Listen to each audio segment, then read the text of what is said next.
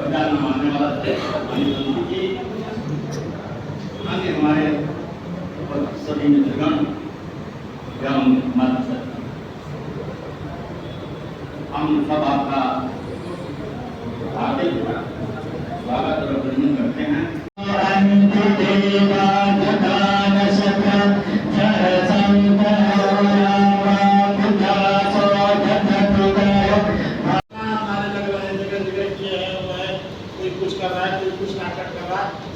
समानता इसमें नहीं आती। उन्होंने कहा कि मन में सोचो, जैसे उज्जैनी उपाध्याय जी ने एक नारा दिया, हाय मानव मानव की समाज, तो इससे नहीं बैठे ये मानव के मानव की समाज।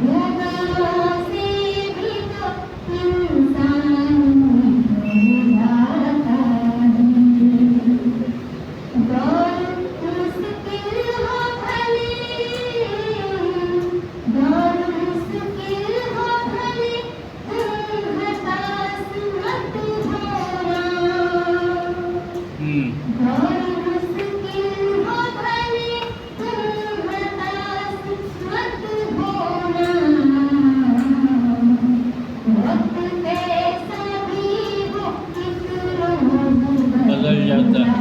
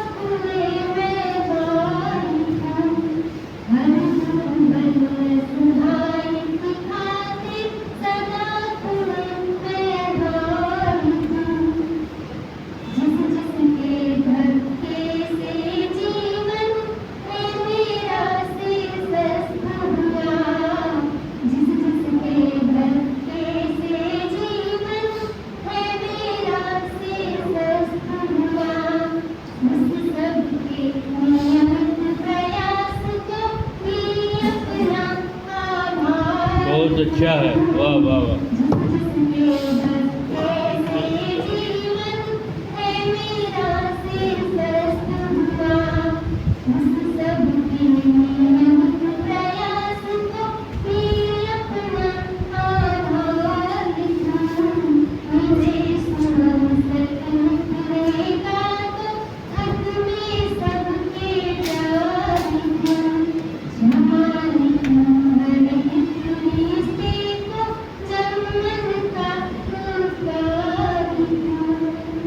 बहुत अच्छा। ये अपने देश जाते हैं, समाज इस तरह से बैठे हुए लोग अपने काम में काफी हैं, लेकिन मुंह का सम्मान नहीं कर पा रहे हैं। हमारे बीच में के संदर्भ में जहाँ तक मैं सोचता हूँ, ये न तो राजनीतिक शब्द है न तो साहित्यिक शब्द, ये आध्यात्मिक शब्द। और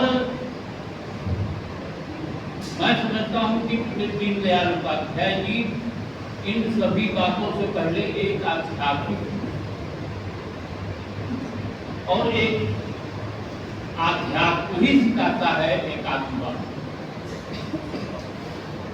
कबीर ने जैसे लिखा, साईं हमारे रहे तो उन्होंने कहा कि एक ही सब कुछ है। और आत्मा, एकात्मा, आत्मा इसमें आता है, आत्मा शब्द। और आत्मा के लिए योगेश्वर भगवान श्री कृष्ण ने कहा कि ये अजर और अमर, ये किसी से ये मिटने वाली चीज नहीं है। और शायद वहीं से सर्वे भवन्तु सुखिनः सर्वे शान्तु निरामया सर्वे भद्राणि पश्यन्तु मा कश्चित् दुःखेन, ये बात भी निकली होगी पत्नी से। तो इसका अगर विशद व्याख्या किया जाए तो इस महापुरुष को हम समझते हैं कि देश के इतने राजनीतिज्ञ हुए हैं, वो बहुत से लोग ऐसे थे जो आध्यात्मिक नहीं थे, लेकिन महात्मा गांधी के बाद अगर एकात्मवाद जैसी बात को करने वाले पंडित दीनदयाल उपाध्याय जी निश्चित रूप से आध्यात्मिक व्यक्ति थे।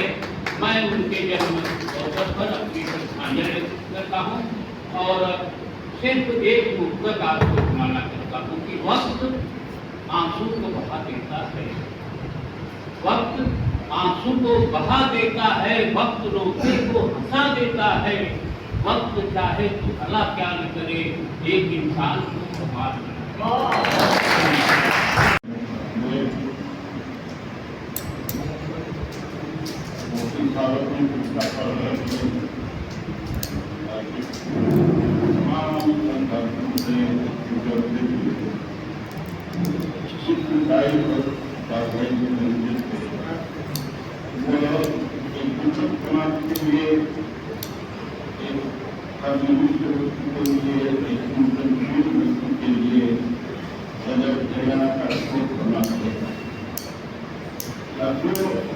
मुझे ऐसा लगा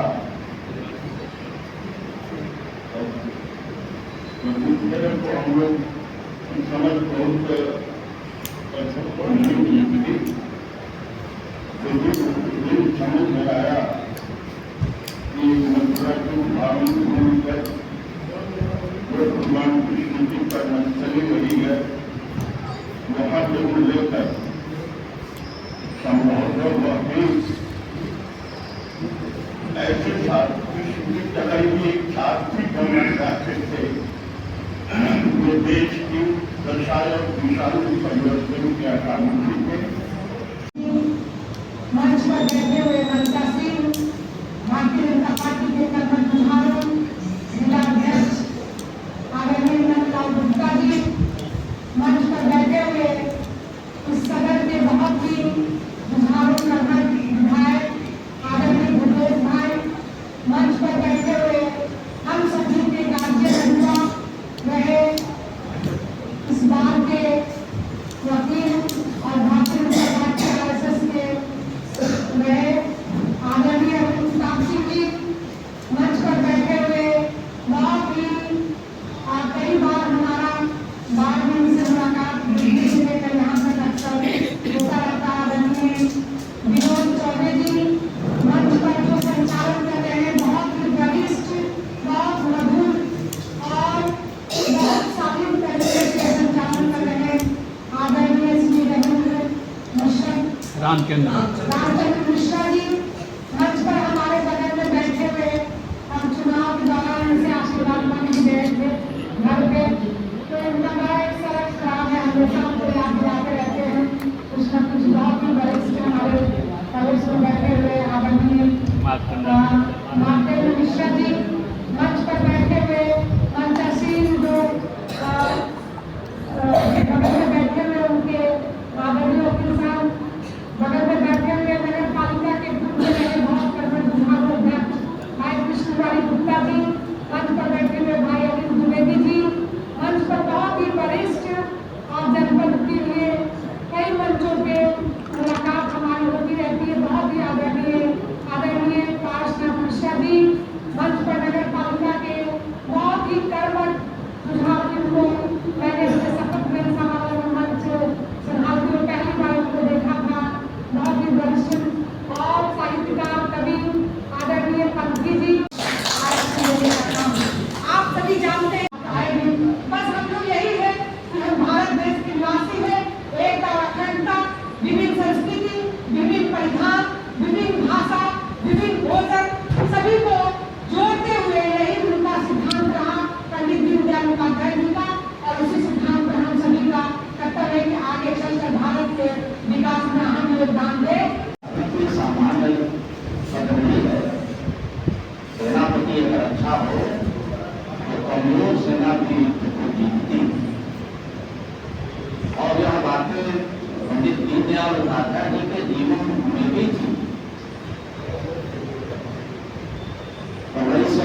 और मैं जन्म हुआ अभी पूर्वताओं ने बताया, उस पर तुम्हें समझ नहीं आया करूँगा। और 2-2.5 साल का बच्चा जो अपनी माँ का दूध नहीं छोड़ता, उस उम्र में उसके पिता चले गए। कुछ ही सालों बाद माँ का देहांत हो गया। देखिए प्रतिभा कैसे पैदा होती है। खैर उसकी जो फिजाओं में जहर घोले, नहीं है खैर उसकी जो फिजाओं में जहर घोले। तमन्ना है हमारी की मिटे जुल्मों सितम जग से, हमें लगता वही प्यारा जो भाषा प्यार ही बोले। हमें लगता वही प्यारा जो भाषा प्यार ही बोले। अगर बीवी के इरादे अगर अच्छे हों तो मैं कहना चाहती हूँ कि बीवी को आगे बढ़ने दीजिए। कहता कौन है यह कि बीवी को पढ़ाओ मत, कहता कौन है यह कि बीवी को पढ़ाओ मत। बीवी के समर्पण को पल में भूल जाओ मत, बीवी के समर्पण को पल में भूल जाओ मत। बीवी बन गई अफसर तो उसमें है बुराई क्या, बीवी के इरादों को दरिया में बहाओ मत, बीवी के इरादों को दरिया में बहाओ मत। एक छोटी सी कविता है देश के नाम। देश मेरा सब कुछ है, मैं देश की दीवानी हूँ। देश मेरा सब कुछ है, मैं देश की दीवानी हूँ। मुझको अगला मत समझो, मैं झांसी वाली रानी हूँ। मुझको अगला मत समझो, मैं झांसी वाली रानी हूँ। आज कभी ना आने दूंगी अपने देश की शान पर। मुझको है विश्वास अपने साहस व ईमान पर। मुझको है विश्वास अपने साहस व ईमान पर। दिशा बदल दूंगी आंधी की मैं हवा तूफानी हूँ। दिशा बदल दूंगी आंधी की मैं हवा तूफानी हूँ। मुझको अगला मत समझो, मैं झांसी वाली रानी हूँ। मुझको अगला मत समझो, मैं झांसी वाली रानी हूँ। जो लेते नारी की इज्जत, जो लेते निर्दोष की जान, जो लेते नारी की इज्जत, जो लेते निर्दोष की जान। वे क्या जाने दर्द दिल को दानव है ऐसे इंसान। वे क्या जाने दर्द दिल को दानव है ऐसे इंसान। कर दूंगी दुष्टों का नाश, मैं दुर्गा भवानी हूँ। मुझको अगला मत समझो, मैं झांसी वाली रानी हूँ। मुझको अगला मत समझो, मैं झांसी वाली रानी हूँ। नारी शोला शबनम है, नारी ममता की मशाल। नारी शोला शबनम है, नारी ममता की मशाल। नारी का सम्मान करोगे तभी देश होगा खुशहाल। नारी का सम्मान करोगे तभी देश होगा खुशहाल। आदर्श मेरा कहना है, मैं नारी हिंदुस्तानी हूँ। आदर्श मेरा कहना है, मैं नारी हिंदुस्तानी हूँ। मुझको अगला मत समझो, मैं झांसी वाली रानी हूँ। मुझको अगला मत समझो, मैं झांसी वाली रानी हूँ। जय हिंद, जय भारत। करेगा तो 16 बन जाऊंगी। उस भाव को प्रकट किया गया उसके बहन ने। तो सच में भारत की ऐसी परिस्थिति है कि भारत के साथ जब भी यहाँ की परिस्थितियों के साथ छेड़छाड़ करोगे, यहाँ के लोग खड़े होंगे और आपका तहस नहस करने के लिए तैयार है। समय भले लग सकता है। शायद वही परिस्थिति दीनदयाल जी के जन्म से लेकर के उनकी मृत्यु के काल तक आप देखेंगे। जो बात हम यहाँ कर रहे थे विनोद भैया, जिस समय वो 68 में उनकी मृत्यु हुई, शायद इसमें उस समय अगर कुछ लोग की पैदा हुई भी होगी तो शायद 10-12 साल के होंगे। लेकिन ज्यादातर लोग यहाँ 68 के बाद के हैं। कुछ लोग ऐसे होंगे कि इनका दीनदयाल जी अगर जौनपुर से चुनाव लड़ते होंगे, शायद रामदेव जी, मार्कंड जी, पारसमल गुरु जी, पंडित जी वगैरह, इस मार्कंड जी लोगों को शायद तो कुछ ध्यान हो। लेकिन हम लोग तो केवल सुने हैं। लेकिन जो परिस्थिति समाज में भारत की उस व्यवस्था को भी उनसे जोड़ता है, उस संस्कार को जोड़ता है कि यदि कम आयु में किसी के माँ बाप बेटे नहीं रहे तो परिवारजन और समाज उसकी चिंता करता है। तो धन्य है मामा और नाना, इन्होंने उनका पालन पोषण किया। भारतीय सनातन व्यवस्था की बात को भी प्रभावित करता है दीनदयाल जी के जीवन से। दीनदयाल जी जिस तरह विचारों को प्रतिस्थापित करते हैं आजादी के मात्र 4 वर्ष के बाद 47 में भारत आजाद होता है और 1951 में जनसंघ की स्थापना करते हैं। अगर 4 साल में क्या परिस्थिति थी, क्योंकि सारा देश आजादी के लिए, लड़ाई के लिए, आजाद होने के लिए व्याकुल था। चाहे वो किसी विचारों से प्रभावित था, चाहे किसी जाति धर्म का था, चाहे जो सब लोग चाहते थे भारत आजाद हो जाए,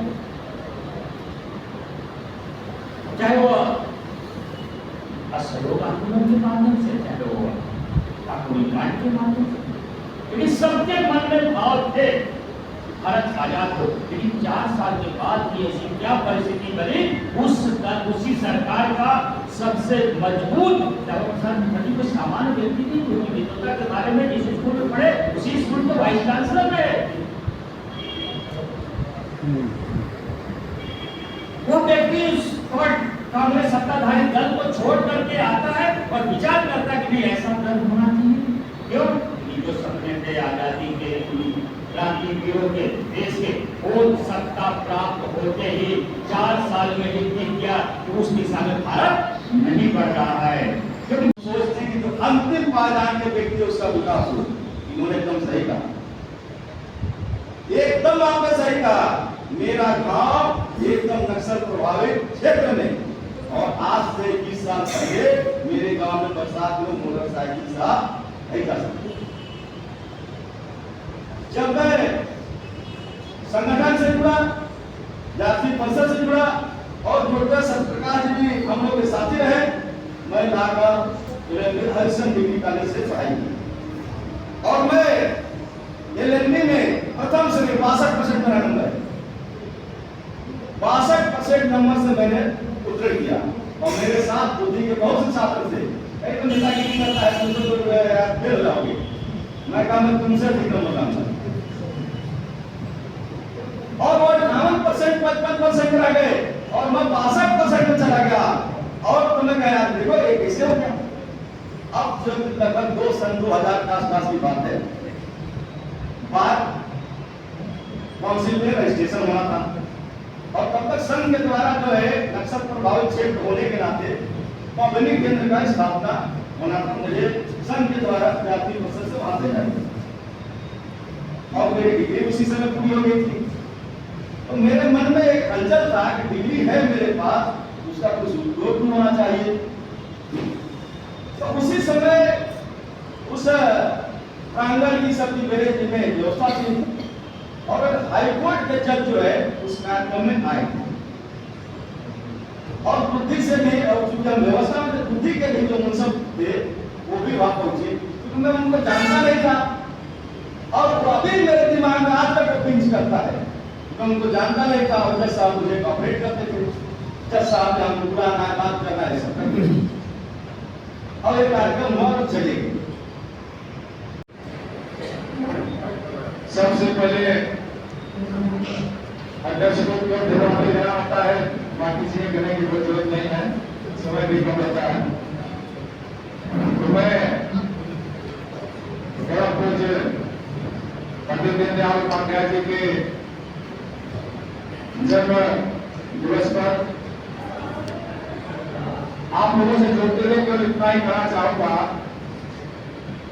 यह कार्यक्रम दुर्गम हृदय एवं सुंदर से बताए गए थे।